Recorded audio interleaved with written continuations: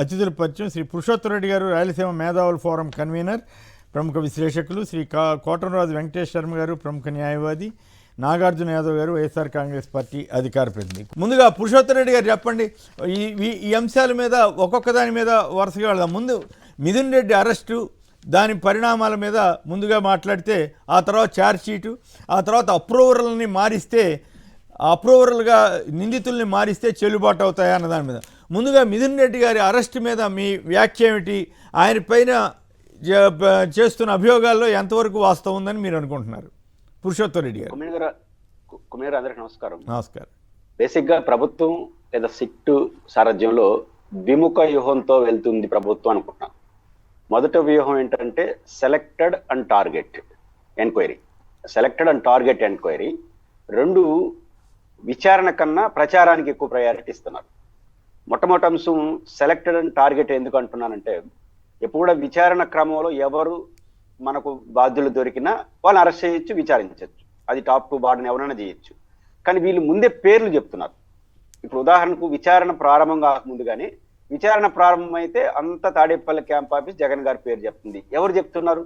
విచారణ సంస్థ చెప్పాలా, మనం చెప్పాలా? విచారణ పరిణామ క్రమంలో సమ్ ఎండ్ పాయింట్లోనూ లేదా ఎంక్వైరీ మధ్యలోనూ సమ్ ఎక్స్ పేరు బయట వస్తే వాళ్ళు విచారించండి, దొరికితే అరెస్ట్ చేయండి, ఎవరైనా కావచ్చు. కానీ వీళ్ళు ఏం చెప్తున్నారంటే, ఏ విచారణ ప్రారంభం కాకముందుగానే విచారణ ప్రారంభం అయితే జగన్మోహన్ రెడ్డి గారు దొరుకుతారు, విచారణ ప్రారంభం అయిన వెంటనే మిథున్ రెడ్డి గారు అరెస్ట్ అయ్యారు, నెక్స్ట్ జగన్ గారు. అంటే టార్గెట్ సెలెక్టెడ్ విచారణ అనేది అన్డెమోక్రటిక్ కదా. కాబట్టి మీరు సెలెక్టెడ్ అండ్ టార్గెట్ ఇంకా విచారణకు ప్రయారిటీ ఉంది. కాబట్టి గతంలో విజయసాయి రెడ్డి గారు అరెస్ట్ అయినప్పుడు, ఎవరు అరెస్ట్ అయినప్పుడు కూడా నెక్స్ట్ నెక్స్ట్ నెక్స్ట్ అంటారు. ఈ రోజు పత్రికలు కూడా అదే రాశారు, బిగ్ బాస్ అని. అంటే మీరు సెలెక్ట్ చేసేసారు, ఎంక్వైరీ చార్జ్ చేస్తున్నారు. ఇదేం ఎంక్వైరీ అవుతుంది? కాబట్టి విచారణలో భాగంగా అరెస్టులు చేయాలి, కానీ అరెస్ట్ కోసం విచారణ చేసే పద్ధతులు అనేది మంచిది కాదు.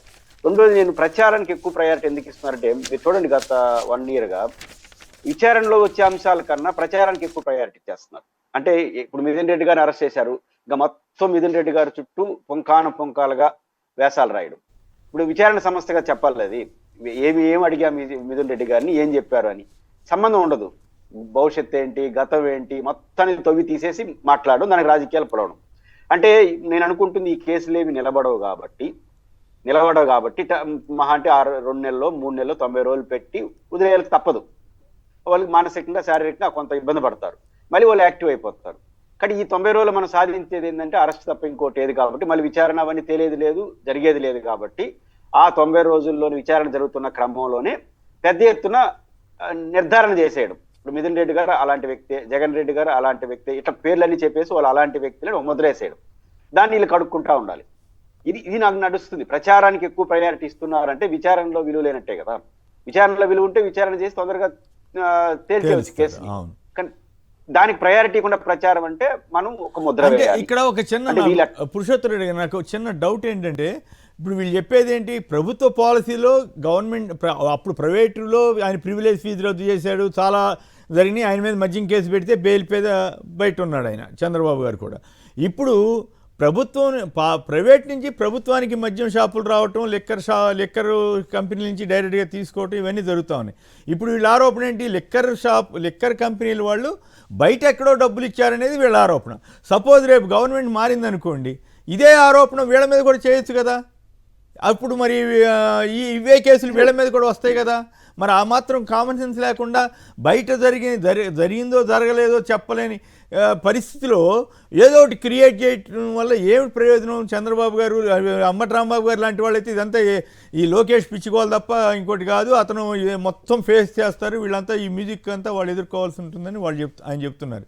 సో ఈ పాయింట్ మీద మీరేమంటారు? జగన్మోహన్ రెడ్డి గారు పాలసీ డెసిషన్ ఏంటి? డిపోలు గవర్నమెంట్ చేతిలో ఉంటాయి, షాపులు గవర్నమెంట్ చేతిలో ఉంటాయి, బెవరేజ్ కార్పొరేషన్ ఇవన్నీ 2 నడుపుతాయి. 2 ఏదైతే డిస్టిలరీ ఉంటాయో అక్కడి నుంచి మద్యం తీసుకొని డిపోలకు వచ్చి, డిపోల నుంచి షాపులకు వెళ్తాయి. షాపులు గవర్నమెంట్వే, డిపోలు గవర్నమెంట్వే. ఇది ప్రైవేట్ వాళ్ళు. ఈ ప్రైవేట్ వాళ్ళు రేట్లు పెంచితే ఇస్తారా, రేట్లు తగ్గిస్తే ఇస్తారా? వాళ్ళు కనీసం తగ్గిస్తే ఇస్తారా, ఎక్కువ ఇస్తారా? డబ్బులు లంచాలు ఎవరికి ఇస్తారు ఒకళ్ళు ఇచ్చిదే కూడా. కాబట్టి ఇవేమి సంబంధం లేకుండా డైరెక్ట్ ప్రభుత్వం అమ్మితే ప్రభుత్వానికి ఎక్కువ ఆదాయం వస్తుంది, కరప్షన్ తక్కువ ఉంటుంది. ప్రైవేట్ వ్యక్తుల చేతిలోకి పోతేనే ఎక్కువ మాల్ ప్రాక్టీస్కి స్కోప్ ఉంటుందనేది జగమెనని సత్యం. కాబట్టి ప్రైవేట్ ప్రాక్టీస్ని అమలు చేస్తున్న వాళ్ళలో జరుగుతుందా, పబ్లిక్ సెక్టర్లో జరుగుతుందా అనేది చెప్పాలి. రెండోది ఒక కీలకమైన అంశం ఏంటంటే కొమ్మినేని గారు, బేసిక్ గా సుప్రీంకోర్టు మార్గదర్శకాలు చాలా స్పష్టంగా ఉన్నాయి, తీర్పులో ఉన్నాయి. విచారణ పరిధిలో, విచారణ క్రమంలో పోలీసుల ముందు కానీ, విచారణ సంస్థల ముందు కానీ ముద్దాయిలు చెప్పే సాక్ష్యాన్ని సాక్ష్యంగా తీసుకోము. ఇది కోర్టులు చాలా స్పష్టంగా చెప్తున్నాయి. రేపు జడ్జి ముందు చెప్పేదే సాక్ష్యం తప్ప దానికి ముందు చెప్పినా కూడా సాక్ష్యం కాదని చెప్తున్నారో లేదో మనకు తెలియదు. చెప్పినా కూడా సాక్ష్యంగా తీసుకోమన్నారు. అంటే ఇప్పుడు విచారణ సమస్యల్లో వీళ్ళు విచారణ భాగంగా వస్తున్న వార్త అనే పేరుతో మీరు అవే హెడ్డింగ్లే పెట్టి మాట్లాడేస్తున్నారంటే అర్థం ఏంటి? ప్రచారం కోసమే కదా. అంటే వీళ్ళు తప్పు చేశారు, చట్టం ముందు నిరూపించలేరు కాబట్టి రాజకీయంగా నిరూపించే ప్రయత్నం చేయడం, ఆ రకంగా ఈ ద్విముఖ వ్యూహంతో వ్యవహరించడం వల్ల మొత్తాన్ని అంటే గతంలో కూడా మిథున్ రెడ్డి గారిని ఒకసారి అరెస్ట్ చేశారు, మళ్ళీ ఇప్పుడు అరెస్ట్ చేశారు. సో దీని అప్పుడు ఆయనకి ఏం అవ్వలేదు రాజకీయంగా. ఇప్పుడు పెద్దిరెడ్డి కుటుంబాన్ని ఇబ్బంది పెట్టడానికి చేస్తున్న ప్రయత్నాలు ఏమైనా ఫలిస్తాయా? కట్ అయినట్టుంది. శర్మ గారు మీరు మాట్లాడండి. ఏమిటి దీంట్లో ఉన్న లోతుపాతులు ఏంటి, కేసులో ఉన్న విషయం ఏమిటి? మా బోటి వాళ్ళకి అర్థం కాని విషయం ఏంటంటే బయట జరిగిందని చెప్తూ ఒక కేసు ఇట్లా పెట్టేస్తే రేపు ఇదే గవర్నమెంట్ మీద ఏ గవర్నమెంట్, ఇప్పుడు ఉదాహరణకి వైసీపీ వాళ్ళు ఆరోపిస్తుంటారు మొబిలైజేషన్ 10% అడ్వాన్స్ ఇచ్చి 8% వెనక్కి తీసుకుంటున్నారని చెప్పి. సో అట్లాంటి ఆరోపణలన్నిటికీ ఆధారాలు ఏదో క్రియేట్ చేసి ఎవరో ఒకరిని పట్టుకొచ్చి అప్రూవర్గా మార్చి మొత్తం కేసులు పెట్టేయచ్చు కదా వచ్చే గవర్నమెంట్లు. ఇది ఏ రకమైనటువంటి పద్ధతి అవుతుంది? మిథున్ రెడ్డి గారి కేసులో మిథున్ రెడ్డి గారిని అరెస్ట్ చేయడం ఎంతవరకు పద్ధతి, ఏం కదా?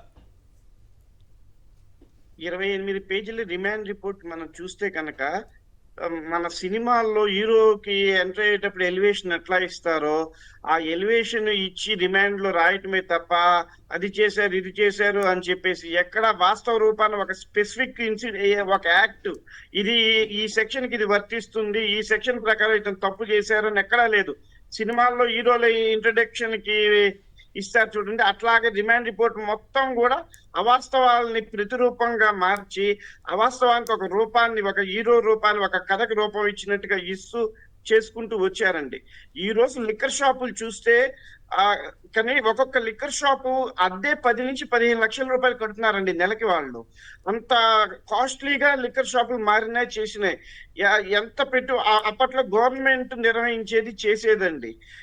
10 లక్షలు 15 లక్షలు అద్దెలు కట్టి నెలకి మళ్ళీ మెయింటెనెన్స్ అదన్నీ ఇంకో 5 లక్షలు అంటే 20 లక్షల రూపాయలు అద్దెలు మెయింటెనెన్స్ కి చెల్లించి అంత లాభం ఉండేటట్టుగా చేస్తుందంటే అంటే ఎంత సేల్స్ అమ్మాలి, ఎంత సేల్స్ ప్రజల్లోకి పంపిస్తున్నారు, ఎంత లాభం వాళ్ళు గడించుకుంటున్నారు, ఎంత లంచాలు ఇస్తున్నారు ఏమిటి, ప్రతి దానికి చూస్తుంటే ఆశ్చర్యం వ్యక్తం చేస్తుందండి. ప్రభుత్వం చేతుల్లో ఉన్న ఈ లిక్కర్ పాలసీని తీసుకొచ్చి ప్రైవేట్ చేతుల్లో పెట్టి మద్యాన్ని ఏరులై పారుస్తూ మళ్ళీ దానికి 20% స్టార్టింగ్ లైసెన్స్ ఇచ్చినప్పుడు దాని కమిషన్ రేట్ తక్కువ ఉంది, తర్వాత దాని కమిషన్ రేట్ పెంచారు. మళ్ళీ 5 స్టార్ హోటల్స్ కి స్టార్టింగ్ 60 లక్షల దాకా ఉండే దాన్ని తర్వాత దాన్ని 8-10 లక్షలకి తగ్గించడం చేయటం అట్లా తగ్గించారండి. ప్రతిదీ కూడా షాపులు ఇచ్చేసిన తర్వాత టెండర్లు అయిపోయిన తర్వాత హోటల్స్ లోనేమో తీసుకునే డబ్బులు తగ్గించడం, ప్రైవేటు బార్స్ రెస్టారెంట్ వైన్స్ లోనేమో ఇచ్చే కమిషన్ పెంచడం. మరి ఇదంతా స్కామ్ లోకి రాదా అని చెప్పేసి నేను ప్రజలందరి దృష్టిలోకి తీసుకువెళ్తున్నానండి, చేస్తున్నాను. ఈ రిమాండ్ రిపోర్ట్ మొత్తం చూస్తే కూడా ఏదో ఒక విధంగా తాత్కాలికంగా ఒక 10 రోజులు జైలు పంపించేయాలి మిథున్ రెడ్డి గారిని చేయాలి అనే ఉద్దేశంతో ఉందే తప్ప కోర్టులో ప్రవేశపెడుతున్న వారి మీద మొత్తం ఉన్న ఆరోపణలన్నింటినీ కరెక్ట్ గా రాయాలి, చేయాలి, ఏదన్నా ఉంటే రాస్తారు. అసలు ఏ ఆరోపణ లేకపోయేటప్పటికి ఏం రాయాలో తెలియక ఆ పాత ఛార్జ్ షీట్ లో రాసిన వాటిని వాళ్ళు కొంతమంది పెట్టుకున్న విట్నెస్లు ఉంటారండి, స్టాక్డ్ విట్నెసెస్. ఆ విట్నెసెస్ తో వాళ్ళకి కావాల్సింది ఏదో చెప్పించి అక్కడ పేరాలు ఇక్కడ పేరాలో 106, 108 విట్నెస్ ప్రకారం అరెస్టు అని చెప్పేసి చెప్పడం చేయటం, ఇదంతా చూస్తుంటే రాజకీయ కక్ష సాధింపుగా ఈ అరెస్టులు భాగం అనిపిస్తుంది తప్ప మోరల్ గా దెబ్బతీయాలి, వైఎస్ఆర్సీపీని ప్రజల్లో ఉన్న స్థైర్యాన్ని దించాలి, ఏదో వీళ్ళు తప్పు చేశారన్న బూచీలాగా చూపించాలనే ప్రయత్నం అయితే రిమాండ్ రిపోర్ట్ లో ఖచ్చితంగా ఉంది, జరుగుతోందండి. ఇదంతా కూడా ప్రజలు గమనిస్తున్నారండి. నిన్న చూస్తే కోర్టుల్లోకి న్యాయవాదుల్ని వెళ్ళనివ్వకుండా చేయకుండా వచ్చే వాళ్ళని రోజుకి 5,000 మంది వచ్చే కోర్టు అండి అది. అక్కడ అంత కోర్టులో కూడా ఎప్పుడు రాని ఇబ్బంది నిన్న ఇబ్బంది వస్తుందని చెప్పి కోర్టులు మొత్తం మూసేసి రోప్ తాళ్లు పెట్టేసి వచ్చే వాళ్ళందరినీ కూడా భయభ్రాంతులు చేస్తూ సింపథైజర్స్ ని మోరల్స్ మోరల్ గా సపోర్ట్ చేసే వాళ్ళు ఎవరిని రానివ్వకుండా చేశారండి. గతంలో ఎప్పుడు కూడా బెజవాడ బార్ అసోసియేషన్ 100 ఏళ్ళ చరిత్ర ఉందండి. ఇట్లాగా గేట్లు అన్ని తాళాలు వేసేసి చేసి లోపల తాళ్లు కట్టిన సందర్భం ఎక్కడా లేదండి. నిన్న మొదటిసారిగా చూశారు అందరూ, ప్రజలందరూ కూడా. ఎక్కడ జిల్లా జడ్జి గారు కానివ్వండి, ఎవరు రావద్దని ఎక్కడ లిఖితపూర్వక ఉత్తర్వులు జారీ చేయకపోయినా సరే, పోలీస్ రాజ్యాంగం లాగా నిన్న వ్యవహరించిన తీరు చూస్తుంటే ఏంటి వీళ్ళు రాజ్యాంగబద్ధంగా వ్యవహరిస్తున్నారా, భయభ్రాంతులకు గురి చేస్తున్నారా అన్నట్టు ఉందండి నిన్న. అట్లాగే కోర్టు లోపలికి కూడా వెళ్లే న్యాయవాదుల్ని అందరినీ ఆపి చేసి నేను చాలా ఇబ్బంది పెట్టారు కొమ్మినేని గారు. మీ ద్వారా ప్రజల దృష్టికి తీసుకెళ్లాలని తెలియజేస్తున్నా. అట్లా రిమాండ్ రిపోర్ట్ మొత్తం కూడా అవాస్తవాలతో నిండిపోయిన ఒక ఖరారు చిత్రం కింద ఆరోపణ లేదు. అంటే మొత్తం ఛార్జ్ షీటే కల్పిత కథల మాదిరిగా ఉంది కదా, దాని మీద మళ్ళీ వద్దాము. అలాగే జగన్ గారి పేరు 30 సార్లు పెట్టారు, అనేక సార్లు పెట్టారు అన్నారు. మరి ఓటుకున్నోటి కేసులో చంద్రబాబు గారి పేరు సాక్ష్యం ఉన్న కేసుకే దిక్కు దివాణం లేదు, సాక్ష్యాలు లేని కేసులో జగన్ గారి పేరు పెట్టారని బిగ్ బాస్ అంట. మరి అప్పుడు చంద్రబాబు గారు ఎన్నిసార్లు బిగ్ బాస్ అయి ఉండాలి ఆ లెక్కన? ఎన్ని కేసులో, స్కిల్ స్కామ్ కేసులో అయితే మీకు తెలుసు కదా, అనేక డబ్బులు ఏ రకంగా ఎట్లెట్లా ఏ కంపెనీలోకి వెళ్ళిందో, పార్టీ ఆఫీస్కి ఎట్లా వెళ్ళిందో అన్ని ఆధారాలు చెప్తే అదంతా అక్రమ కేసు అని ప్రచారం చేశాయి ఇదే మురికి పత్రికలు. ఇప్పుడు మాత్రం జగన్ గారి పేరు పెట్టి పచ్చి అభాండాలు వేస్తున్న ప్రయత్నం జరుగుతుంది. రైట్, యాదగిరి గారు హైదరాబాద్ నుంచి, నమస్కారం, మాట్లాడండి సంక్షిప్తంగా. ఎవరు అభ్యంతరకర వ్యాఖ్యలు చేయొద్దు దయచేసి. సార్ గుడ్ మార్నింగ్ సార్, అక్కడ ఉన్న వాళ్ళందరికీ నమస్కారం. నమస్కారం, మాట్లాడండి సార్. నాకు ఇప్పుడు ఆంధ్రప్రదేశ్ రాజకీయాలు చూస్తుంటే తాస్వాము ముంగీసి ఆట ఆడుతున్నారు సార్. ఓకే, ఆ తాస్వాము ముంగీసి ఆటల నాకు తెలిసేకాకి వైఎస్ఆర్ కాంగ్రెస్ పైచే అవుతుంది. ఎందుకంటే ఎప్పుడు కానీ దెబ్బతిన్న వ్యక్తి ఎప్పుడు లేచి గొడవడనిక చూస్తుంటాయి. ఇప్పుడు 3 సంవత్సరాల తర్వాత ఇప్పుడు పనిచేస్తున్న, ఇప్పుడు అరెస్ట్ చేస్తున్న డీజీలు కానీ ఐపీఎస్లు కానీ నాకెందుకో ఆర్థికంగా వాళ్ళని సెట్ చేస్తున్నట్టు గుర్తుంది చంద్రబాబు. ఎందుకంటే ఒకవేళ వైఎస్ఆర్ కాంగ్రెస్ పార్టీ రాగానే వీళ్ళందరూ వీఆర్ఎస్ తీసుకుని వెళ్ళిపోతారు. ఎప్పుడైనా వ్యక్తి పదవిలో ఉన్నప్పుడు వ్యక్తికి కోపం ఉంటుంది అవతల వ్యక్తికి. పద్ధతిగా ఉంటే బాగుంటుంది. ఏ అధికారి అయినా సరే వాస్తవాలకు తగ్గట్టుగా ఇది ఆధారం అని. ఎందుకంటే అక్రమ కేసులు ఎట్లా పెడతారో చాలామంది స్వయంగా అనుభవంలో కూడా తెలుస్తూ ఉంది. ఇట్లా కూడా అక్రమ కేసులు పెట్టొచ్చా, ఇట్లా కూడా కుట్ర వ్యూహాలు పన్నొచ్చా అని. సో ఇటువంటి కేసుల్లో ఇంత పెద్ద కేసులో ఎన్ని కుట్రలు చేస్తున్నారో ఏంటనేది తెలుస్తుంది. రైట్, ఒకసారి మన నాగార్జున గారి దగ్గరికి వెళ్ళటానికి ముందుగా పురుషోత్తం గారు చెప్పండి, రాయలసీమలో దీని ఎఫెక్ట్ ఏ రకంగా ఉంటుంది? మిథున్ రెడ్డి గారి అరెస్ట్ తోటి వైసీపీకి ఏమైనా ఇబ్బంది వస్తుందా, లేక టీడీపీ ఇంకా భ్రష్టు పడుతుందా? అంటే కారణాలు ఏమైనా కేసు లోపలికి నేను వెళ్ళాం కానీ వ్యక్తిగతంగా పెద్దిరెడ్డి గారి కుటుంబం పట్ల తెలుగుదేశం పార్టీ వారు కూడా వ్యతిరేకత లేదు. జనరల్గా పెద్దిరెడ్డి రామచంద్రారెడ్డి ఎప్పుడు కూడా అందరితో బాగుంటాడు. ఫెరోషియస్ లీడర్ ఎంత ఉంటాడో ప్రతిపక్షాలతో ఎవరు పోయినా వాళ్ళ ఇంటికి ఆ పని చేసి పెట్టేస్తుంటారు. నాకు తెలిసి తెలుగుదేశం పార్టీలో టాప్ మోస్ట్ పర్సన్స్ కొన్ని హెడ్ క్వార్టర్లో ఉండేవాళ్ళు మినహాయించి మిగిలిన తెలుగుదేశం పార్టీలు మిగతా వాళ్ళ అరెస్ట్ని తెలుగుదేశం పార్టీ ఎలా చూస్తున్నారో నాకు తెలియదు, కానీ మిథున్ రెడ్డి గారి అరెస్ట్ని మాత్రం ఇది అనవసరంగా తెచ్చుకుంటున్నారు, భయపడి కాదు. సమాజం కూడా ఏమనుకుంటుంది, వాళ్ళు నాన్ కాంట్రవర్షనల్ ఫ్యామిలీ, వ్యాపారం చేసుకుంటుంటారు, ప్రజలకు చాలా బాగా అందుబాటు. ఇంత భారీ వ్యతిరేకతలో కుటుంబం గెలిచింది కదా. వరనాథ్ రెడ్డి గారు గెలిచారు, మిథున్ రెడ్డి గారు గెలిచారు, రామచంద్ర గారు గెలిచారు అంటే ఆ కుటుంబానికి వాళ్ళు రాజకీయాలు చేసేదానికి ఉన్న తత్వం అర్థం అవుతుంది. అలాంటి ఫ్యామిలీని అరెస్ట్ చేయడం అంటే, అలాంటి ఫ్యామిలీకి సంబంధించి జోలికి వెళ్ళడం అంటే పొలిటికల్ గా డ్యామేజ్ కదా. ఫిజికల్ గా ఏమవుతుందో సెకండ్. రెండోది, పెద్దిరెడ్డి గారు చాలా ఫెరోస్ కనపడతాడు, కానీ మిథున్ రెడ్డి కనపడగానే అంతకన్నా ఫెరోసెస్. నాకు వ్యక్తిగతంగా వారు తెలుసు. చెప్పాడు ఒక మాట, తక్కువ మాట్లాడుతుంటాడు, ఎక్కువ చేస్తుంటాడు అని పని. ఆయన అన్నాడు కదా, మా ఇంటికి మీరెంత దూరమో మీ ఇంటికి మా ఇల్లు కూడా అంతే దూరం, అర్థం చేసుకోండి. పైన వాళ్ళు చెప్తున్నట్టు కింద మాట్లాడితే తర్వాత మీరే మాకు ఎదురు కనపడతారు అన్నాడు నంబర్ ఆఫ్ టైమ్స్. ఎందుకంటే పెద్దిరెడ్డి రామచంద్రారెడ్డి గారిని కొంచెం వదిలేస్తాడు కానీ మిథున్ గారు.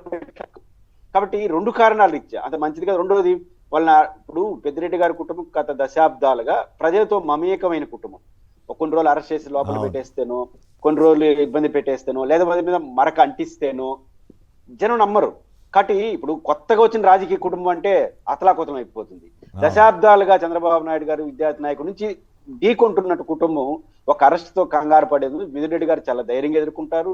రామచంద్రారెడ్డి గారి కన్నా చాలా ధైర్యస్తుడు, మాట నేను సాహసం చేసి చెప్తాను, చాలా ధైర్యం ఉండేవాడు కూడా, అది కూడా చెప్తున్నా. కాబట్టి తెలుగుదేశం, నేను వైసీపీ గురించి సమాజం గురించి చెప్పట్లా, తెలుగుదేశం శ్రేణులకు కూడా మిథున్ రెడ్డి గారిని ఇలా అరెస్ట్ చేయడాన్ని కేసు జోలికి వెళ్ళట్లా, మంచి చెడ్డలు సిట్టు చూసి.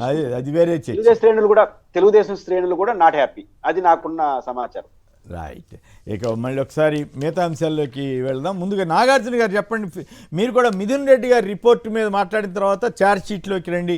మిథున్ రెడ్డి గారి అరెస్టు ఏ రకంగా పద్ధతి? ఎక్కడికక్కడ ఈ మురికి పత్రికల్లో అయితే ఎవరు అరెస్ట్ అయితే వాళ్ళే కీలకం అంటూ రాశారు. చివరికి ఇప్పుడు మిథున్ రెడ్డి గారు వంతు వచ్చింది, అట్లాగే రాశారు. అప్పుడే ఈ ముందు రిమాండ్ రిపోర్టు, ఆ తర్వాత ఛార్జ్ షీటు, జగన్ గారి ప్రస్తావన, వీటన్నిటి మీద మీ విశ్లేషణ చెప్పండి. ముందుగా ప్రధానంగా అక్కడ ఉన్నటువంటి పెద్దలకి నమస్కారాలు, సాక్షి టీవీ ప్రేక్షకులకి.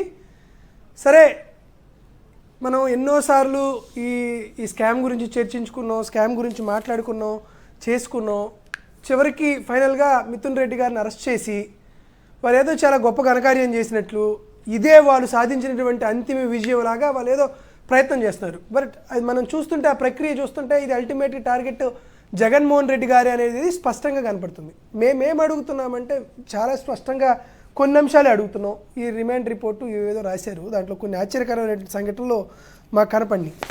ఫస్ట్ మిథున్ రెడ్డి గారి గురించి మాట్లాడతాను, ఆ తరువాత ఛార్జ్షీట్లో ఉన్నటువంటి లోపాల గురించి మాట్లాడతానండి. మొదట వాళ్ళు ఏం చెప్తా ఉన్నారంటే, ఎస్పీవై అగ్రో ఇండస్ట్రీస్ అనేటువంటి డిస్టిలరీని మిథున్ రెడ్డి గారు కంట్రోల్ చేశారు, లేకపోతే మిథున్ రెడ్డి గారు దాన్ని తీసుకున్నాడు, లేదా మిథున్ రెడ్డి గారు వారితో వ్యాపార ఒప్పందాలు పెదులుకొని ఎస్పీవై అగ్రో ఇండస్ట్రీస్ ద్వారా మద్యం ఉత్పత్తి పంపిణీ వాటిపైన తన గుత్తాధిపత్యాన్ని తీసుకొచ్చాడనేది వాళ్ళు చెప్తున్నారు. నిజంగానే ఎస్పీవై అగ్రోకి సంబంధించి మిథున్ రెడ్డి గారికి సంబంధం ఉంది అని వారి భావన ఉంటే, ఈ రెండు కాపీలు చంద్రబాబు నాయుడు గారు గతంలో ముఖ్యమంత్రిగా ఉన్నప్పుడు ఇచ్చినటువంటి క్యాబినెట్ అప్రూవల్ అండి. ఒక 54 కోట్ల రూపాయలకి సంబంధించి వారికి ఎస్పీవై అగ్రో ఇండస్ట్రీస్ లిమిటెడ్కి సంబంధించి వాళ్ళకి ఒక 154 కోట్ల రూపాయలు వాళ్ళని ఇన్స్టాల్మెంట్లో కట్టుకునేటువంటి వెసులుబాటు మంత్రి మండలి తీర్మానం చేసి మరీ ఇచ్చింది ఆ సంస్థకే, వేరే గురించి అడగట్లా, ఆ సంస్థకే. ఇది ఇంప్లిమెంటేషన్ ఇష్యూడ్ మెమో నెంబర్ 22380 4/7/2016లో ఇచ్చినటువంటి మంత్రివర్గ నిర్ణయాలు. దాంతోపాటు అంటే అప్పుడు ఎస్పీవై రెడ్డి అప్పుడు ఎస్పీవై రెడ్డి గారిని వీళ్ళు పార్టీ మార్చుకుని కొనుగోలు చేసుకున్నట్టున్నారు కదా, కొనుగోలు చేసే క్రమంలో మాకు దానికి సంబంధం ఉందని అంటారు. దాంతోపాటు మరో 15 రోజుల్లో చంద్రబాబు నాయుడు గారు ముఖ్యమంత్రిగా ఓడిపోతున్నారని తెలిసిన తర్వాత 2019లో మే 21, 2019 అంటే రిజల్ట్స్ వచ్చేదానికి ముందు అప్పుడు ఎస్పీఐ అగ్రో ఇండస్ట్రీస్కి 50% గ్రెయిన్ బేస్డ్ స్పిరిట్స్ని ఎక్స్పోర్ట్ చేయడానికి పర్మిషన్స్ ఇస్తూ చంద్రబాబు నాయుడు గారు ఇచ్చినటువంటి మెమో ఇది. Memo number CPEO LISS by 8/2019 ఇది. సరే, అప్పుడేదో ఇచ్చేసినారులే అని అనుకోవచ్చు. ఇదంతా జరిగిన తర్వాత మొన్న ముఖ్యమంత్రిగా జగన్మోహన్ రెడ్డి గారు ఓడిపోయిన తర్వాత, చంద్రబాబు నాయుడు గారు ముఖ్యమంత్రి అయిన తర్వాత 2025లో మార్చి 26, 2025న ఎక్కడైతే ఎస్పీఐ అగ్రో ఇండస్ట్రీస్లోనే ఈ క్రైమ్ జరిగింది, ఈ ముఠా జరిగింది, ఈ కుంభకోణం జరిగిందని చంద్రబాబు నాయుడు గారి ప్రభుత్వం చెప్తుందో, ఆ ఎస్పీఐ అగ్రో ఇండస్ట్రీస్ లిమిటెడ్కే మరో 2026 దాకా లీజ్ పర్మిషన్స్ అనేవి ఇస్తూ చంద్రబాబు నాయుడు గారి ప్రభుత్వం 26/3/2025న ఇచ్చినటువంటి permission letter CR number 1401 Shri Nishant Kumar IAS commissioner of distilleries and breweries. నిజంగా అక్కడ క్రైమ్ జరిగిందని వారు భావిస్తే, నిజంగా ఎస్పీఐ అగ్రోస్లో ఒక స్కామ్ జరిగిందని భావిస్తే, వాటి ద్వారా ఈ రోజు కూడా పర్మిషన్స్ ఎందుకు చంద్రబాబు నాయుడు గారి ప్రభుత్వం ఇచ్చింది? ఎందుకు ఆ డిస్టిలరీలో ఇంకా తయారవుతున్నటువంటి మద్యాన్ని? నాగార్జున, కీలకమైన ప్రశ్నలు ఏమనెత్తారు మీరు? కాదండి, అక్కడ తయారవుతున్న మద్యాన్నే ఈ రోజు కూడా ఈ రాష్ట్ర ప్రభుత్వం ప్రొక్యూర్మెంట్ చేస్తుంది. వారికి ఇప్పుడు కూడా పర్మిషన్స్ ఇచ్చారు, నేను కాదు ఇచ్చింది. ఇదిగో document CR number 1401/2025 dated 26/03/25 Shri Nishant Kumar IAS. వాళ్ళు ఇచ్చినటువంటి కాపీ, ఇంకో సంవత్సరానికి కూడా వాళ్ళకి ఎక్స్టెన్షన్ జరుగుతున్నటువంటి కాపీ. దీంతో పాటు మరొకటి ఏం చెప్తున్నారు వాళ్ళు ఆశ్చర్యకరంగా, గతంలో సరే ఇప్పుడు ఇచ్చారు బాగానే ఉంది, గతంలో ఎవరు ఇచ్చారు 2019లో ఇప్పుడు ఉన్నటువంటి ముఖేష్ కుమార్ మీనా ఈ ఎస్పీఐ అగ్రో ఇండస్ట్రీస్లో క్రైమ్ జరిగిందని ఒక కమిటీ వేసి ఆ కమిటీ రిపోర్ట్లో కూడా అన్యాయం అని తేలింది అని చెప్పారు కదా. వీళ్ళకి 2019 ఏప్రిల్ 16వ తేదీన వీరికి లైసెన్స్ మంజూరు చేసింది ఇప్పుడు ఉన్నటువంటి revenue principal secretary Mukesh Kumar Meena గారు, అప్పుడు commissioner of provision and excise ఆయన ఇచ్చాడు. ఇది సిఆర్ నెంబర్ H12071 2019 ఏప్రిల్ 16 2019. ఈరోజు నేను సిట్ అధికారులు చెప్తున్నా, నిజంగా ఎస్పీవై అగ్రో ఇండస్ట్రీస్లో క్రైమ్ జరిగిందని పంపిస్తే వారికి అనుమతులు మంజూరు చేసినటువంటి ప్రిన్సిపల్ సెక్రటరీగా ఉన్నటువంటి ముఖేష్ కుమార్ మీనా గారిని ఎందుకు ఎఫ్ఐఆర్లో పెట్టలా, ఎందుకు ఛార్జ్ షీట్లో వేయలా, ఎందుకు ఈయనకి ఫైనాన్షియల్ ట్రయల్ జరిగిందని ఎందుకు ఈయన అదుపులోకి తీసుకోవాలా, ఎందుకు ముఖేష్ కుమార్ మీనా గారిని అరెస్ట్ చేయలేదు, ఈయన ఇప్పుడు మీ రెవెన్యూ ప్రిన్సిపల్ సెక్రటరీగా ఉన్నాడు, ఎందుకు ఈయన క్వశ్చన్ చేయలేదు? మరి ఎందుకు ఇటువంటి ఆశ్చర్యకరమైనటువంటి సంభాషణలు చేస్తున్నారో అర్థం కావట్లా. సరే, ఈ ప్రెసిడెంట్ మెడల్ అంటున్నారు కదా, ఈ ప్రెసిడెంట్ మెడల్స్ అని కొత్త బ్రాండ్ మందుని ప్రవేశపెట్టారు, దాని ద్వారానే క్రైమ్ జరిగింది అన్నారు కదా. ఏప్రిల్ 24 2019 ఈ ప్రెసిడెంట్ మెటల్ ఫైన్ విస్కీకి పర్మిషన్ ఇచ్చింది కూడా ముఖేష్ కుమార్ మీనా గారు. పాపం సంతకం చేశారు, బ్రహ్మాండంగా ఉంది, కనపడుతుందా? మరి ఎందుకు ముఖేష్ కుమార్ మీనా గారిని ఈ రోజుకు ప్రశ్నించట్లేదు అని అడుగుతున్నా. ఎందుకు అప్పుడు ఉన్నటువంటి ఫైనాన్షియల్ సెక్రటరీని ఈ రోజుకి ఎందుకు రమ్మని చెప్పట్లేదు అంటున్నా. ఎందుకు సెలెక్టివ్గా కొంతమంది మీదే మీరు దాడులు నిర్వహిస్తున్నారు, కొంతమందిని అరెస్ట్ చేస్తున్నారు, కొంతమందికే అట్రిబ్యూట్ చేస్తున్నారు. కోర్టులో ఛార్జ్ షీట్ వేయకముందే ఛార్జ్ షీట్ ఎన్ని పేజీలు ఉంది, A3లో ఉందా, A4లో ఉందా, ఫోరెన్సిక్ రిపోర్ట్స్ ఎన్ని ఉన్నాయి, ఎన్ని పేజీలు ఉన్నాయి, ఏ పేజీలో ఏమున్నాయి అనేది ఈనాడు ఆంధ్రజ్యోతికి ఎందుకు తెలిసింది? సాక్షికి కూడా తెలియచ్చుగా, లేకపోతే ఇంతమంది ఇండివిజువల్స్ ఉన్నారు తెలియచ్చు కదా. కోర్టులో అక్కడ ఉన్నటువంటి పెద్దలకే చెప్పాలి, కొంతమంది లాయర్స్ ఉన్నారు కదా వారే చెప్పాలి. అసలు కోర్టులో నెంబరింగ్ అవ్వకుండా, ఛార్జ్ షీట్ నెంబరింగ్ అవ్వకుండా ఛార్జ్ షీట్ వివరాలన్నీ ఈనాడుకి ఎట్లా తెలుస్తున్నాయండి? ఎందుకు ఇన్వెస్టిగేషన్ ఆఫీసర్స్ మీడియా వాళ్ళతో ఎందుకు మాట్లాడుతున్నారు, ఏ సెక్షన్ ప్రకారం మాట్లాడుతున్నారు? సరే, మీరందరూ చేయగలుగుతున్నారు, మీకు నచ్చినట్లు చేస్తున్నారు. దాంట్లో ఇంకొకటి కూడా చెప్తున్నారు, ఒక మోడల్ని తయారు చేశారు. ఎక్కువగా అంటే కొన్ని కంపెనీలకే, కొన్ని డిస్టిలరీకే ఎక్కువగా వారికి ఈ ఆర్డర్స్ ఇచ్చారని అడుగుతున్నారు. నేను ఆర్డర్స్ ఇచ్చారని చెప్తున్నా. నేను ఇప్పుడు ఒక విషయం చెప్తున్నాను సార్, చంద్రబాబు నాయుడు గారు ముఖ్యమంత్రిగా ఉండగా కంపేర్ చేయండి, జగన్మోహన్ రెడ్డి గారు ముఖ్యమంత్రిగా ఉండగా కంపేర్ చేయండి. మేము ఎవ్వరికీ కూడా 10%, 15%, 16%, మ్యాక్సిమం 16.5% ఒక కంపెనీకి మాత్రమే, ఒక ఇయర్లో మాత్రమే మేము వారికి ఎక్కువ ఆర్డర్స్ ఇచ్చాం. చంద్రబాబు నాయుడు గారిది వరుసగా చెబుతా వినండి. 2015-16 పెరల్ డిస్టిలరీస్ లిమిటెడ్ ఎవరిది సార్ ఇది? ఇప్పుడు ఉన్నటువంటి తెలుగుదేశం పార్టీ ఎంపీ గారిది. ఏంది, Chennai branch, IFSC code, account number కూడా ఉంది, అది చెప్పకూడదు అనుకుంటా. వీరికి 24.86% ఒకే కంపెనీకి ఇచ్చారు. అంటే 1/4 ఆర్డర్స్. ఇబ్బంది ఏమైనా ఉంటే వద్దు. మాగుంట శ్రీనివాసరెడ్డి గారు అనుకుంటా 24.86% 2015-16లో ఇచ్చారు. 2016-17లో ఇదే పెరల్ డిస్టిలరీస్ లిమిటెడ్కి 26.85% ఇచ్చారు. 2017-18లో మళ్ళీ ఇదే పెరల్ డిస్టిలరీ లిమిటెడ్కి 25.96% ఇచ్చారు. 2018-19 మళ్ళీ ఇదే దీనికి 16.41% ఇచ్చారు. ఓకే, అంటే ఎప్పుడు 100 రూపాయల విక్రయం జరుగుతుంటే చంద్రబాబు నాయుడు గారు ముఖ్యమంత్రిగా ఉండగా 2014 నుంచి 19లో దాంట్లో 25 రూపాయలకు సంబంధించినటువంటి ఆర్డర్స్ ఓన్లీ ఒకే సంస్థకి ఇచ్చారు. ఆ సంస్థకి చంద్రబాబు నాయుడు గారికి ఉన్నటువంటి సంబంధం ఏంది? నేను ఒకటే చెప్తున్నానండి. తర్వాత ఉన్నట్టు పెర్నోడు, యునైటెడ్ బ్రేవరీసు, ఎలైడ్ బ్లెండర్సు, మిగతా వాటి గురించి కూడా చెప్పట్లా.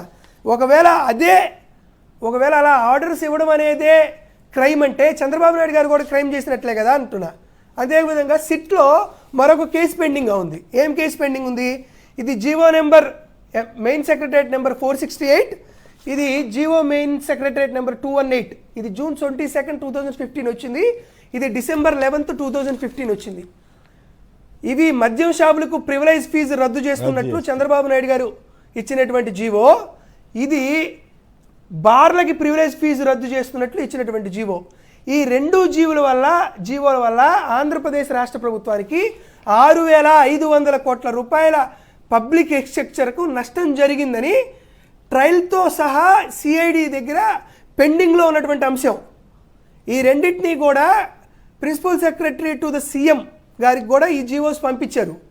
సో వీటి మీద ఉన్నటువంటి విచారణని పక్కన పట్టించి ఎందుకు కొత్తగా ఒక కొత్త యాట్రిబ్యూషన్ చేస్తూ మరొకటి చేస్తున్నారు? ఒకవేళ నిజంగా మీలో దమ్ము ధైర్యం ఉంటే ప్యారలల్గా 2 క్రైమ్స్ జరిగినాయి కాబట్టి 2015-19 మధ్య జరిగిన దాన్ని 2019-24గా ప్యారలల్గా ఒక ఇన్వెస్టిగేషన్ చేయండి.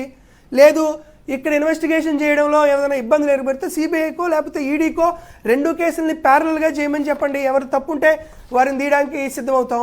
దీంతో పాటు ఛార్జ్ షీట్ అంశం అనేది పూర్తిగా బోగస్ ఛార్జ్ షీట్.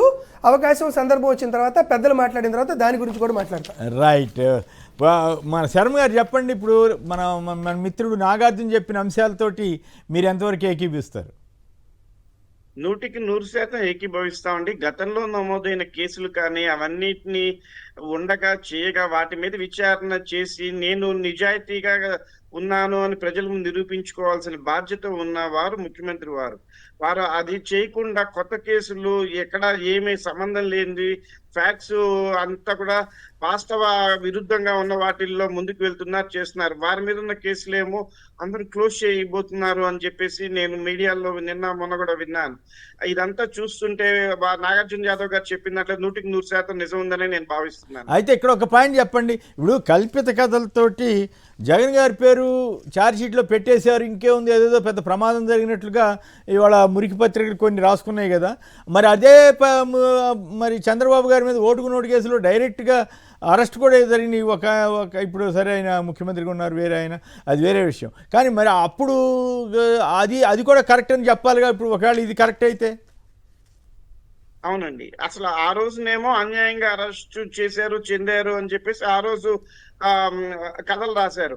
ఇప్పుడేమో బిగ్ బాస్ వచ్చేస్తున్నారు, బిగ్ బాస్ కూడా తీసుకొస్తున్నారు, చేస్తున్నారు, అరెస్ట్ చేయబోతున్నారు అని చెప్పేసి నిన్న కోర్టులో కూడా అదే తొంతండి. ఇదంతా రిహార్సల్స్, వచ్చే వారానికి రిహార్సల్స్ చేస్తున్నాం ఇప్పుడు అన్నట్టుగా పోలీసులు ప్రవర్తించారండి. వాళ్ళ నోట్ల నుంచి కూడా వచ్చింది. అట్లా వాళ్ళు ఏంటంటే జగన్ గారిని అరెస్ట్ చేయాలి, అరెస్ట్ చేస్తారు అనే దానికి రెడీ చేసుకుంటూనే ఈ ఛార్జ్ షీట్లన్నీ రాసుకుంటూ వచ్చారు. మొత్తానికి కూడా రాజకీయ కక్షపూరితమైన వాతావరణంలో విచారణ జరుగుతుందే తప్ప వారు అన్నట్టుగా నాగార్జున యాదవ్ గారు అన్నట్టుగా ఏ సిబిఐ విచారణో లేకపోతే నిష్పక్షపాతంగా వేరే విచారణ చేసి ఇట్లాంటి అరెస్టులు చేస్తుంటే బాగుండేది. అట్లా కాకుండా వారి సొంత జేబు సంస్థలతోటి విచారణ చేయించి వారికి ఇష్టం వచ్చినట్టుగా రిమాండ్ రిపోర్టులు రాసి అరెస్టులు చేయడం అనేది ప్రజలు ఎవరు కూడా హర్షించే విధంగా లేదండి. రైట్. పురుషోత్తం గారు మీరు కూడా చెప్పండి, ఈ ఛార్జ్ షీట్కు సంబంధించి జగన్ గారి పేరు పెట్టేస్తే ఏదో పెద్ద ప్రమాదం జరిగినట్టు రాశారు. మరి గతంలో స్కిల్ స్కామ్ సంబంధించి కూడా మీకు తెలుసు కదా, చంద్రబాబు గారిని అరెస్ట్ చేయటం, వాటిలో డబ్బు ఎట్లెట్లా వెళ్ళిందో ఆధార సహితంగా చూపించారు కదా సిఐడి వాళ్ళు. సరే ఇప్పుడు ఆ కేసు ఏమవుతుంది, ఏం చేస్తారనేది వేరే విషయం. అప్పుడేమో అసలు అక్రమమే జరగలేదన్నట్టుగా రాసిన మురికి పత్రికలు ఇప్పుడు జగన్ గారిని బదనాం చేసే లక్ష్యంతో రాస్తున్న తీరు కానీ మీరేమనుకుంటున్నారు? ఆ ఛార్జ్ షీట్లో ఉన్న తీరు అంశాల మీద మీ అబ్జర్వేషన్ ఏమిటి? అంటే పూర్తిగా జగన్మోహన్ రెడ్డి గారి క్యారెక్టరు, జగన్మోహన్ రెడ్డి గారి ఇమేజ్ ని దెబ్బ కొట్టడం లక్ష్యంగా జరుగుతుంది. మద్యం అనేది అనైతికం కదా సమాజం దృష్టిలో. దాంట్లో ఏదో సంపాదించేశారు, దాంట్లో ఏదో చేయకూడదు చేసేశారని చెప్పడం ద్వారా ఒక ఇమేజ్ పైన మరక అంటించే ప్రయత్నం చేయడం. ఎందుకంటే ఇప్పుడు జగన్మోహన్ రెడ్డి గారిని పదే ప్రస్తావించడం ద్వారా ఇప్పుడు ఛార్జ్ షీట్ లో ప్రస్తావించింది మీరు చూస్తున్నారు. డే 1 నుంచి 1 year అదే చేస్తున్నారు. కాబట్టి దీన్ని అదే పని చేసి బయట చేసేదానికి ఛార్జ్ షీట్ కి సంబంధం లేకుండా చేశారు. ఇంకో మాట కూడా అంటున్నారు, అదేంటంటే మిథున్ రెడ్డికి సుప్రీంకోర్టు ముందస్తు బెయిల్ నిరాకరించిందంటే అర్థం తప్పు చేసినట్టే కాదని వాదన తీసుకొస్తున్నారు. మరి మనకు లోకల్ కోర్టులో, హైకోర్టులో, సుప్రీంకోర్టు వరకు మనకు నిరాకరించినప్పుడు ఏమైంది? నిరాకరించడం, యాక్సెప్ట్ చేయడం సాంకేతిక పరమైన అంశం. ఇప్పుడు మన 4-5 సార్లు మిథున్ రెడ్డి గారికి రిలీఫ్ ఇచ్చింది కోర్టు, అప్పుడు యాక్సెప్ట్ చేసినట్ట కాదు కదా. అంటే లాయర్ల వాదం, ఇప్పుడు మనకు మీకు ఒక లాయరు మాకు ఒక లాయర్, ఇద్దరు శత్రువులు పోతాం కొమ్మినేని గారు. నాకు అనుకూలంగా మన లాయర్ వాదిస్తాడు, మీకు అనుకూలంగా వాదిస్తాడు. మీకు అనుకూలంగా వాదిస్తే మీరు చదివడం మొదలెడితే అది జడ్జిమెంట్ అవుతుందా? అంటే ఈరోజు సిఐడి సిట్ అనేది ఒక వ్యవస్థ, అది విచారణ చేస్తుంది. కౌంటర్ ఆర్గ్యుమెంట్ మిథున్ రెడ్డి గారు విచారణలో చేస్తారు. మిథున్ రెడ్డి గారు కానీ మిథున్ రెడ్డి లాయర్ ఎప్పుడు చేస్తారు? విచారణ ప్రారంభం చెప్తారు. అంతవరకు ఇది కేవలం ఒక ఆర్గ్యుమెంట్ మాత్రమే కదా. అంటే ఆర్గ్యుమెంట్ ఇప్పుడు రెండోది మీకు గుర్తుంటే చంద్రబాబు గారు ఆవేదన చెందినప్పుడు ఆ రోజు జడ్జి గారు ఏమన్నారు? ఎందుకు బాధపడతారు, ఇది విచారణ, నా పరిధిలో జరుగుతున్న విచారణ, మీరు సమాధానం చెప్పుకోవచ్చు, ఇప్పుడే మీరు తప్పు చేసినట్టు ఎందుకు అనుకుంటారని చెప్పింది ఆమె. ఇది జైల్లో ఉన్నప్పుడు, రాజమండ్రి సెంట్రల్ జైలు ఉన్నప్పుడు. ఇదే సూత్రం మనకు వర్తించదా? కాబట్టి ఇది కేవలం జగన్మోహన్ రెడ్డి గారిని బదనాం చేయడం. ఎలాగో అరెస్ట్ చేస్తారో కేసు పెడతారో నాకు తెలియదు కదా, ప్రభుత్వం అనుకుంటే ఏమైనా చేయొచ్చు. బట్ ఇది ఏంటో నిరూపితం అయ్యేది కాదు కాబట్టి అది జరిగే లోపల ఏఎల్సినార్ ముద్ర వేసేసాం. అంటే కాదు, ఆ రోజుల్లో మనకి ఓపెన్గా అందరికీ అర్థమైంది కదా, ఓటుకు నోటు కేసు ఇష్యూ కానీ స్కిల్ స్కామ్ విషయం కానీ ఇప్పుడు మద్యం స్కామ్, ఈ వీటిని ఎట్లా చూస్తారు? అట్లాగే మద్యం కేసులో ఇందాక మిత్రుడు నాగార్జున చాలా స్పష్టంగా ఆధార సహాయం చూపించాడు. ప్రివిలేజ్ ఫీజు రద్దు చేయడం ద్వారా ప్రభుత్వానికి జరిగిన నష్టం, కానీ ఇక్కడ ఈ కేసులో అది ప్రభుత్వానికి నష్టం జరిగినట్లే కనపట్టలేదు కదా. అది లాజిక్ మిస్ అయింది అన్నట్లుగా మన సోషల్ మీడియాలో కొంతమంది ఇండిపెండెంట్ విశ్లేషకులు వ్యాఖ్యానిస్తున్నారు. మీరేమంటారు? ఆ కేసుల్ని ఈ కేసుల్ని పోలుస్తారా? వాళ్ళు ఎక్కడ లాజిక్ మిస్ కావట్లేదు. వాళ్ళ లాజిక్ ఏంటి? కేసు ఏమీ కాదు, పొలిటికల్ గా చేయాల్సింది చేద్దాము. ఇంకా లాజిక్ ఆడ మిస్ అయ్యారు, కరెక్ట్ గానే పోతున్నారు. అంటే టెక్నికల్ లాజిక్, టెక్నికల్ లాజిక్ ఎవరికి కావాలి? అది జరిగేది కాదు పోయేది కానీ తెలుసు కదా వాళ్ళకి. పాయింట్ ఏంటంటే కొమ్మినేని గారు, బ్రెవరేజ్ కార్పొరేషన్ షాపులు, దానిపైన మద్యం ఉత్పత్తి చేసే సమస్యలు, వాళ్ళు కదా ఆరోపణ, వాళ్ళు కదా ఒప్పుకోవాలి. ఇప్పుడు లంచం ఇచ్చేయాల్సింది ఎవరు? అవును, కరెక్ట్. డిస్టలరీ లంచం ఇవ్వకుండా మీరు ఆరోపణ చేస్తున్నారు. ఇప్పుడు ఒక్క డిస్టలరీ, ప్రభుత్వం వచ్చి 1 year అయింది కదా కొమ్మినేని గారు, డిస్టలరీ అనే మీ చేతిలోనే ఉంటాయి కదా, ఒక్క డిస్టలరీ మీరు డబ్బులు ఇచ్చాను రాయించుకున్నారా? ఎవరో అనానిమస్ గుర్తు తెలియని వ్యక్తి ఎవరో కంప్లైంట్ చేయటం, ఆ మీనా గారు అన్న ఆయన అప్పుడు ఆ వివిప్యాట్ స్లిప్పులు కూడా తగలబెట్టేసింది ఆయన టైంలోనే కదా.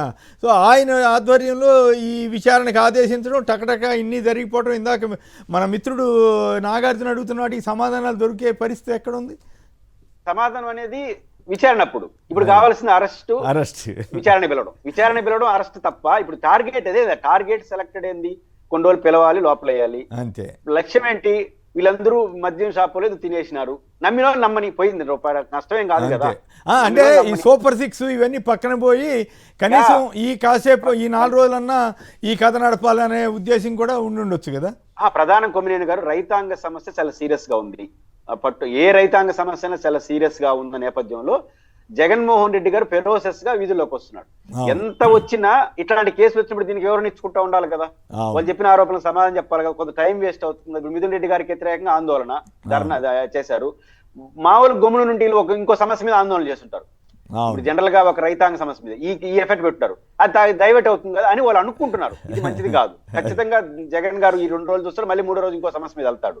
కాబట్టి జగన్మోహన్ రెడ్డి గారు ఇంట్లో ఉన్న ప్రజా సమస్య, ఇదిలో ఉన్న ప్రజా సమస్య పర్సనాలిటీ. కాబట్టి వాళ్ళు ఇది లక్ష్యం వేరు, ఆ లాజిక్ తో వెళ్తున్నారు. ఆ లాజిక్ ఖచ్చితంగా మిస్ఫైర్ అవుతుంది. రాజకీయంగా మీ మెడకే చుట్టుకుంటుంది, వ్యక్తిగతంగా కూడా మీ మెడకు చుట్టుకునే పరిస్థితి అయితే భవిష్యత్తులో వస్తుంది. నాగార్జున చెప్పండి, ఈ ఛార్జ్ షీట్లో ఉన్న కల్పిత కథలు ఏమిటి? అలాగే జగన్ గారి పేరు ప్రస్తావన తీసుకురావడం ద్వారా వాళ్ళు ఏం సాధిస్తారు? మరి గతంలో చంద్రబాబు గారి పేరు అనేక సార్లు ఆ కేసులో వచ్చింది కదా. మరి అదే టైంలో అప్రూవల్గా మార్చడానికి ఇద్దరిని, ప్రధాన నిందితులు ఇద్దరు చెప్తున్నటువంటి ఇద్దరిని మార్చడానికి చేసిన ప్రయత్నాలు అప్రూవల్గా మారిస్తే చెల్లుతుందా? సార్, ఆశ్చర్యకరంగా ఈ 300 పేజీల ఛార్జ్షీట్ మనం గమనిస్తే మిథున్ రెడ్డి గారి పేరు లేదు. అదే అంటున్నారు. మిథున్ రెడ్డి గారి అసలు కీలకం ఆయన రింగ్ మాస్టర్ అన్నాడు. మిథున్ రెడ్డి గారి పేరు లేదు. దాంతోపాటు కాస్త చెప్తావేనండి సార్, ఇది ఆగస్టు 26, 2024న ఎవరో ఎద్ది వెంకటేశ్వరరావు శ్రీనివాస్ అనే ఆయన ప్రిన్సిపల్ సెక్రటరీ గారికి ఒక లెటర్ రాశారట. పాపం అప్పటిదాకా ఉన్నటువంటి ముఖేష్ కుమార్ మీనా గారికి, ప్రిన్సిపల్ సెక్రటరీ గారికి తన దాంట్లో జరుగుతున్నటువంటి క్రైమ్ తనకు తెలియదు. పాపం తెలియక ఈ పెద్ద మనిషి ఎద్ది వెంకటేశ్వరరావు గారు కంప్లైంట్ ఇవ్వగానే ఆయనకి అప్పుడు మేల్కొని సెప్టెంబర్ 9, 2024న ఎండీ గారికి ఒక లెటర్ రాశారట ఏపీఎస్బీసీఎల్కి. అయ్యా, మీ దాని మీద ఏదో క్రైమ్ జరిగిందంట, ఎలిగేషన్స్ మీద ఒక కమిటీ వేయండి అని. సో అప్పుడు ఎండీ గారు ఒక 5 మెంబర్స్ ఇంటర్నల్ కమిటీ వేసి 3 ప్రధానమైనటువంటి సమస్యలు ఉన్నాయని వాళ్ళే లేవనెత్తారు. అంటే ఏపీఎస్బిసిఎల్లో అప్పటిదాకా పనిచేస్తున్న వాళ్ళే వాళ్ళ పనితీరు మీద వాళ్ళే ఒక కమిటీ వేసుకొని వాళ్ళే ఒక 3 అంశాలు తేల్చింది ఏంటంటే, ఒకటి పాపులర్ బ్రాండ్లను తగ్గించి ఆ డిస్క్రిమినేషన్ చేశారు, 2 మార్కెట్ షేర్ని తగ్గించారు, 3 ఆర్డర్ ఫర్ సప్లై ఓఎఫ్ఎస్ అనేది మార్చారు అన్నారు. ఈ 3 ఎలిగేషన్స్ని కూడా గతంలో ఎప్పుడు 2021లో International Spirits and Wine Association of India వాళ్ళు, అంటే చంద్రబాబు నాయుడు గారికి అన్ని వ్యవస్థల్లోనూ తన మనుషులు ఉంటారు కదా, వాళ్ళు కాంపిటీషన్ కమిషన్ ఆఫ్ ఇండియాకి లో ఒక కేసు వేశారు. కేసు నెంబర్ 45, అది తీర్పు కాపీ, ఇది చాలా ఎక్కువ ఉంది. ఈ కేసు ఏం చెప్పారంటే, ఈ కేసులో కాంపిటీషన్ కమిషన్ ఆఫ్ ఇండియా ఏం చెప్పిందంటే, in the light of the facts and evidence on record and based on the submission of parties, the allegations of abuse raised by the informants are not found to be validated and no case contravention of previous of sections 4 of the act can be stated to have arisen on the part of OPs warranting investigation in this matter. అసలుకి investigation చేయాల్సిన అవసరమే లేదు అని competition commission of India ఒక తీర్పు ఇచ్చింది. ఈ తీర్పు ఇవ్వడానికి గల కారణం ఏంటంటే, ఎవరైతే ఇప్పుడు క్రైమ్ జరిగిందని చెబుతున్నటువంటి ఏపీఎస్బిసిఎల్ వాళ్ళే దీనికి కౌంటర్ వేశారు. ప్రభుత్వం ఏమో, అధికారులేమో కౌంటర్ వేసి కేసు గెలిచారు. ఇది గెలిచిన కేసుయే క్రైమ్ అని మళ్ళీ అధికారులే ఒక రిపోర్ట్ ఇచ్చారు. ఎంత హాస్యాస్పదంగా ఉందో చూడండి. ఇంకా దీంట్లో చాలా కథలు కనపడుతుంటాయి సార్, చాలా ఆశ్చర్యంగా అనిపించింది. రిమాండ్ రిపోర్ట్లోనే కొన్ని కథలు ఉన్నాయి, చెప్తే చాలా మనం కూడా బాగా ఆశ్చర్యంగా అనిపించింది. ఇందులో 52 రిమాండ్ రిపోర్ట్లో 52 పేరా ఒకసారి చూస్తే, రిమాండ్ రిపోర్ట్ వీళ్ళు చెప్తున్నటువంటి క్రైమ్ ఏంటంటే, రిమాండ్ రిపోర్ట్ అండి, 2 పాయింట్ల తర్వాత చార్జ్ షీట్కి వెళ్ళిపోతాం. సంక్షిప్తంగా చెప్పండి. రిమాండ్ రిపోర్ట్ అండి, పేరా నెంబర్ 52. దాంట్లో వాళ్ళు ఏం చెప్పారంటే, 55 సార్లు ఓఎస్డి కృష్ణమోహన్ రెడ్డి గారికి మిథున్ రెడ్డి గారు మధ్య ఫోన్ కాల్ జరిగింది అని చెప్పారండి. ఎప్పుడు జరిగింది? మే 2023 నుంచి మే 2024 మధ్య జరిగింది అని అంటారు.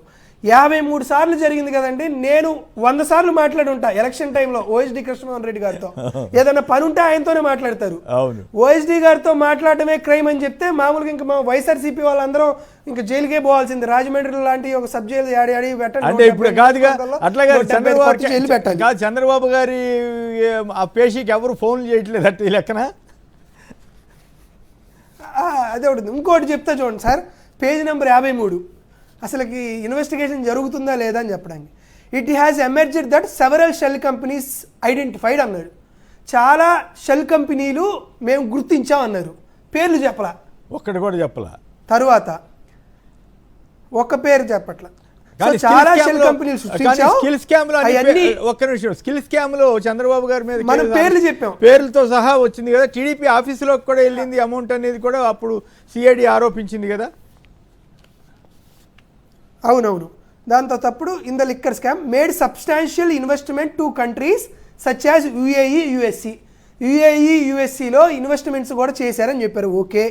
And certain African nations however, అయితే these entities show no legitimate fund transfer through official banking channels to those judiciaries and raising serious red flags.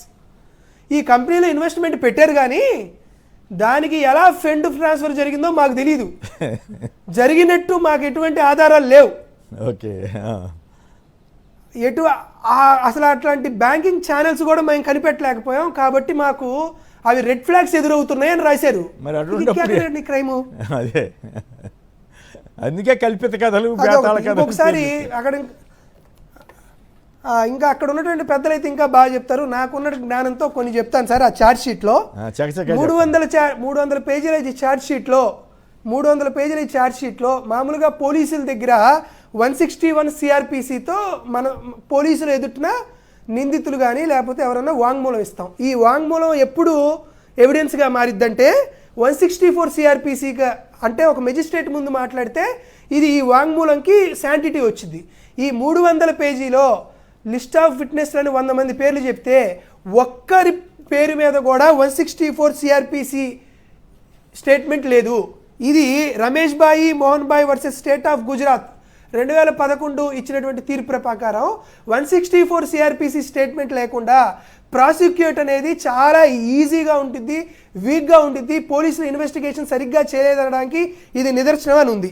దాంతోపాటు state of Haryana versus Bhajan Lal 1992 రాజకీయ ప్రతీకారంతో ఇటువంటి కేసులు అనేవి ఎప్పటికీ నిలబడవని అప్పుడు ఒక తీర్పు ఇచ్చింది. దాంతోపాటు వీళ్ళు ప్రధానంగా ఏం చెబుతున్నారంటే సార్, చంద్రబాబు నాయుడు గారి హయాంలో మార్చి 10, 2015 జీవో మెయిన్ సెక్రటరేట్ నెంబర్ 93 ఇచ్చారు. దాన్ని అంటే ఆ పాలసీని సర్ప్లస్ చేస్తూ జగన్మోహన్ రెడ్డి గారు వచ్చిన తర్వాత జీవో మెయిన్ సెక్రటరేట్ నెంబర్ 80 ఇచ్చారు. ఇది ఫిబ్రవరి 23, 2022. సో ఈ 93 జీవోని రద్దు చేసి 80 జీవో తీసుకురావడమే క్రైమ్ అని చెప్తుందండి సిఐడి సిట్టు. సో ఇట్లాంటి పాలసీ మేకింగ్ అనేది క్రైమ్ అని అంటే S Khushboo versus Kannimanai 2011 good faith cannot be pressured with clear manifest ఈ కోర్టు తీర్పు ఉందండి. ఎస్ ఖుష్బూ వర్సెస్ కన్నిమనల్ ఇటువంటి పాలసీ మేకింగ్ విషయాల్లో ఎటువంటి క్లియర్ మ్యానిఫెడ్ ఇంటెన్షన్ లేదని ట్రయల్ నిరూపించకుండా మీరు వాళ్ళని ప్రాసిక్యూట్ చేయకూడదని common cause versus Union of India కూడా తీర్పు ఉంది. ఇవేవి కూడా నిలబడేటువంటి కేసులు కాదండి. దాంతోపాటు 3,550 కోట్ల రూపాయల ఒక ఫైనాన్షియల్ ఫ్రాడ్ జరిగిందని చెప్తున్నారు. ఇక్కడ డిజిటల్ ట్రయల్ చూపించలేకపోయింది ఈ ఛార్జ్షీట్లో, బ్యాంకింగ్ లాక్స్ చూపించలేకపోయింది, క్యాష్ సీజర్ చూడలేకపోయింది. 62 కోట్ల రూపాయలు మేము క్యాష్ సీజ్ చేసామని చెప్తే ఇవేవి కూడా 2019-24 మధ్య కాలంలో కాదు, ఇది 2014-19 మధ్య కాలంలో సంపాదించినటువంటి 62 కోట్ల రూపాయలు సీజ్ చేసింది. దీనికి కూడా ఏం చేశారంటే Narendra K Amin versus CBI 2018 supreme court judgement 13/248లో కూడా ఏం చెప్పిందంటే ఫైనాన్షియల్ ఆడిట్ ట్రయల్ జరగకుండా మీరు ఇటువంటి వైట్ కాలర్ కేసెస్ మనం పెట్టినప్పుడు ఖచ్చితంగా మీరు ఫైనాన్షియల్ ఆడిట్ ట్రయల్ చేయాలి అని Vineet Narain versus Union of India 1998లో ఇచ్చినటువంటి క్లియర్ మ్యాండేట్గా జరుగుతుంది. దాంతోపాటు ఈ 300 ఛార్జ్ షీట్లో ఫైనాన్స్ సెక్రటరీ అంటే మా హయాంలో ఉన్నటువంటి ఫైనాన్స్ సెక్రటరీ, మా హయాంలో ఉన్నటువంటి ఫైనాన్స్ డిపార్ట్మెంట్లో ఉన్న వాళ్ళు ఎవరిని దీంట్లో గురించి మాట్లాడాల, వీళ్ళ పాత్ర గురించి చెప్పలా. ఎక్సైజ్ కమిషనర్గా ఉన్నటువంటి వ్యక్తుల గురించి దీంట్లో రావట్లా. సో ఇప్పుడు ఏం చెప్పారంటే ఆల్ లెవెల్స్లో ఉన్నటువంటి పాలసీ మేకింగ్లో అందరి నిర్ణయాల పట్ల ఒక పాలసీ మేకింగ్ జరుగుతుంది కాబట్టి అందరినీ ఖచ్చితంగా విచారణ చేయాలని Manohar Lal Sharma versus principal secretary ఇది 2014 కేసులో అదే చెప్పారు. అదేవిధంగా K V Rajendra versus state of తమిళనాడులో కూడా ఇదే విధంగా చెప్పారు. కాబట్టి దీంతో పాటు ఇంకోటి షెల్ కంపెనీ సృష్టించాం, మనీ లాండరింగ్ జరిగింది, మనీ ట్రయల్స్ జరిగింది, విదేశాల్లో దాంట్లో జరిగిందని పుంకాలుగా రాస్తున్నారు. దీంట్లో కూడా ఒకటి ఈ money laundering shell company investigation అనేది TT Antony versus state of కేరళలో అసలు కాంపిటేట్ అథారిటీ అనేది స్టేట్ గవర్నమెంటే కాదు, స్టిట్ అసలు కాంపిటేటివ్ అథారిటీనే కాదు, షెల్ కంపెనీస్కి సంబంధించో లేకపోతే మనీ ట్రయల్ జరిగిన దాని గురించో వీళ్ళకి అసలు చెప్పేటువంటి నైతిక హక్కు, ధర్మం, దానికి సంబంధించినటువంటి అధికారం కూడా సిట్ దగ్గర లేదు. కానీ ఏదో ఒక మసిపూసి మారేడుకాయ చేయాలని చెప్పి ఛార్జ్ షీట్లో తప్పుడు ఆరోపణలు, కేవలం పాలసీ చేంజ్ చేసిన దానికే అట్రిబ్యూషన్ అంటే చంద్రబాబు నాయుడు గారు ఇచ్చినటువంటి జీవో ఎంఎస్ నెంబర్ 93ని ఈ సిట్టు ఎలా కన్ఫర్మ్ చేస్తుందంటే అది మంచిదని వాళ్ళు ఇచ్చినటువంటి జీవో పైనే వాళ్ళే కేసు రిలీజ్ చేసి ఆ జీవోని పాలసీ చేంజ్ చేశారు కాబట్టి జగన్మోహన్ రెడ్డి గారి హయాంలో క్రైమ్ జరిగిందని చెప్తున్నారే. మేమేమడుగుతున్నాం, అసలుకి జీవో నెంబర్ 93 అనేదే ఖచ్చితంగా దాంట్లో ఎంక్వైరీ జరగలేదు, దాంట్లో తప్పు జరగలేదని సిట్ ఎట్లా ఫైనల్ చేస్తుంది అనేది ఇక్కడ ఉన్నటువంటి ప్రశ్న. కాబట్టి ఇవన్నీ కోర్టులోనూ నిలబడేటువంటి కేసులు కావు. ఖచ్చితంగా మిథున్ రెడ్డి గారు బ్రహ్మాండంగా కొన్ని రోజులు ఇబ్బందులకు గురైనా ఆయన బయటకు వస్తాడు. ఖచ్చితంగా జరిగినటువంటి అన్ని రకాల చర్యలకు తప్పుడు కేసులు పెట్టినటువంటి పోలీసు అధికారులకు, ఆ పోలీసు అధికారులను వెనుకుండి నడిపిస్తున్నటువంటి సుప్రీంలకు, వారందరికీ కూడా ఖచ్చితంగా మా ప్రభుత్వం వచ్చిన తర్వాత వారి బాధ్యతలను, వారి బాగోగులను ఖచ్చితంగా తీసుకుంటుందనేటువంటి హామీ మాత్రం వైఎస్ఆర్ కాంగ్రెస్ పార్టీ శ్రేణులకి, ప్రజలకి వైఎస్ఆర్ కాంగ్రెస్ పార్టీ ఖచ్చితంగా ఇస్తుంది. చాలా చాలా చాలా చక్కగా మొత్తం కేస్ స్టడీతో సహా చేసినందుకు నాగార్జున యాదవ్ మిమ్మల్ని ప్రత్యేకంగా అభినందించాల్సిందే, దాంట్లో అనుమానం లేదు. మీరు చెప్పినవన్నీ వింటే ఇదేం కేసురా బాబు, దిక్కుమాల కేసు, ఇట్లాంటి కేసులు కూడా ఇంత పెద్ద పోలీస్ ఆఫీసర్లు పెడతారా, ఎంత ఎర్ర బుక్కో పిచ్చి బుక్కో ఉంటే మాత్రం అనే పాయింట్ అయితే నాకు అనిపిస్తుంది. సంక్షిప్తంగా పురుషోత్తమరెడ్డి గారు మీరేమంటారు? ఆ నాగార్జున చెప్పిన అంశాలతోటి, అలాగే అప్రూవర్లతో చెప్పే సాక్ష్యాలు కూడా చల్లవనే సంగతి కూడా చాలా స్పష్టంగా చెబుతున్నారు కదా, ఏది కోర్టు ముందు చెప్పకపోతే, మేజిస్ట్రేట్ ముందు చెప్పకపోతే మీరేమంటారు? సంక్షిప్తంగా ఒక మాటలో చెప్పండి దయచేసి, టైం అయిపోయింది. ఈ కేసు చుట్టూ ఉన్న వేలాది పేజీలను, వందలాది సమాచారాలను ధ్వంసం చేసేసినారు. ఎంత ఎతికినా కూడా దొరకట్లేదని వాళ్ళే సర్టిఫై చేసేసినారు. ఎక్కడో ఒక పాయింట్ దొరికింది, దాని చుట్టూ పోతున్నారు. ఆ పాయింట్ ఏంటంటే రాజకీయం. ఆ రాజకీయ పాయింట్ తప్ప సాంకేతిక పరిజ్ఞానాన్ని పోయినాయని వాళ్ళే చెప్పేసినారు. ఇంకేం నిలుస్తుంది ఈ కేసు? దీన్ని బట్టి అర్థం అవుతుంది కదా. కాబట్టి ఇది పొలిటికల్ కేసు తప్ప సాంకేతిక కేసు అయితే ఉండదు. అది రైట్. ఇంటరప్షన్ సార్, చెప్పు మిత్రమా. సార్ చిన్న ఇంటరప్షన్, పెద్దలు మాట్లాడుతున్నా ఏమనుకోవద్దు. పర్వాలేదు.